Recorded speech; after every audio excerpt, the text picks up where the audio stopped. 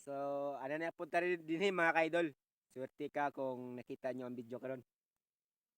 Kay usa po na sa dahilan nga nung wala ning padayon ng uban sa pag-gardening. Sama sa sitwasyon karon na dol. Napakainit sa panahon natin karon. So, usa sa dahilan nga nung wala ning padayon ng uban. Tungod kay ang atong mga tanom nangamatay dol. Pero timan ang matag problema adunay solusyon. So tungod kay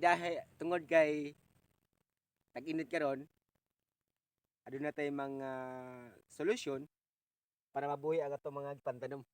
Unsa man dol? Ito. Oh, tubig. So kining inani nga trabaho dol, alisod yun.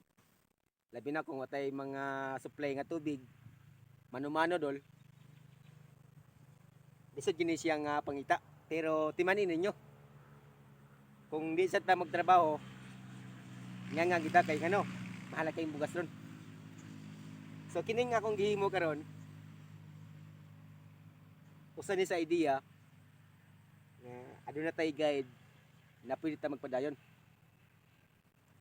So ang gihimo ani sacrifice.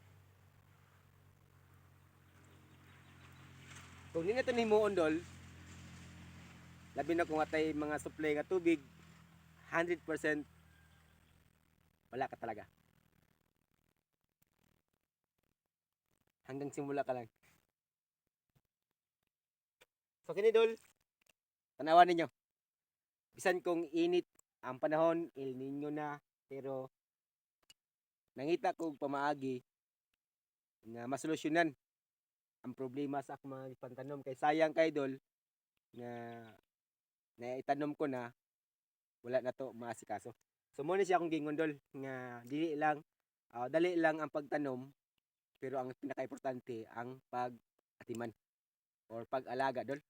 Kay kung nagtanom ta karon dili na to ni siya diligan or solusyonan labi na sa atong panahon karon nga init na kayo, mamatay mo ni.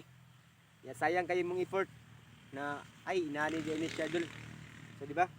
So usa ni sa dahilan nganong ang atong mga ka-farmers ay labi na sa mga baguhan nga wa pa kasuway balik sa uno. Muwag tangan og paglaom. Pero dol timan kung di ta mag-sacrifice, wag kita mihimo. Tama ba yan? Kung nagustuhan nyo ang video na to idol, paki-like lang o kaya paki-follow sa itong Facebook para ma-update ka mo sa akong mga ipanghingo.